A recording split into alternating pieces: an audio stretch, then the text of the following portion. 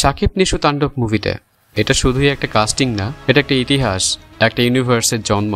আপনি খুশি তো? আমি কিন্তু খুবই খুশি। কারণ কি জানেন? কারণ এখানে ব্যক্তি না, ফ্যান বেস না, জিতেছে সিনেমা, জিতেছে একটা ইন্ডাস্ট্রি। এভাবেই তো একটা ইন্ডাস্ট্রি এগিয়ে যায়, এভাবেই তো সিনেমা বাঁচে। আপনারা যারা শাকিবের কেরিয়ার সম্পর্কে স্টাডি করেন তারা জানেন শাকিব তার কেরিয়ারের শুরুতে কি পরিমাণ স্ট্রাগল করেছেন। দীর্ঘ একটা সময় গিয়েছে যখন সুস্থ ধারার মুভিতে শাকিবকে নিয়ে কেউ কাজ করতে চাইতো না। একবার ভেবে দেখুন তো, যদি শাবনূরের ভক্তরা প্রতিবাদ করে বলতো আমরা শাবনূরকে শাকিবের সঙ্গে দেখতে চাই না, তাহলে কি আজকের এই কিং শাকিব খানকে আমরা পেতাম? এই মেগাস্টারকে পেতাম? হয়তো পেতাম, আবার নাও পেতে পারতাম। কারণ এক একটা সময় এক একটা সুযোগ আসে, আর সেই সুযোগ থেকে জন্ম নেয় এক একটা লিজেন্ড। শাকিব শুধু তার কেরিয়ারের শুরুতেই নয়, পরেও একাধিক সুপারস্টারের মুভিতে কাজ করেছেন। ইভেন শাকিব খান নিজে সুপারস্টার, তখনও শুভকে নিয়ে তিনি কাজ করেছেন। আসলে শাকিব খান নিজেকে ইন্ডাস্ট্রির অংশই ভাবেন, কারণ তিনি এখন ইন্ডাস্ট্রি। আর ইন্ডাস্ট্রি এগিয়ে নেওয়ার কথা উঠলে রাজাই তো রাজপথে নামবেন, তাই না?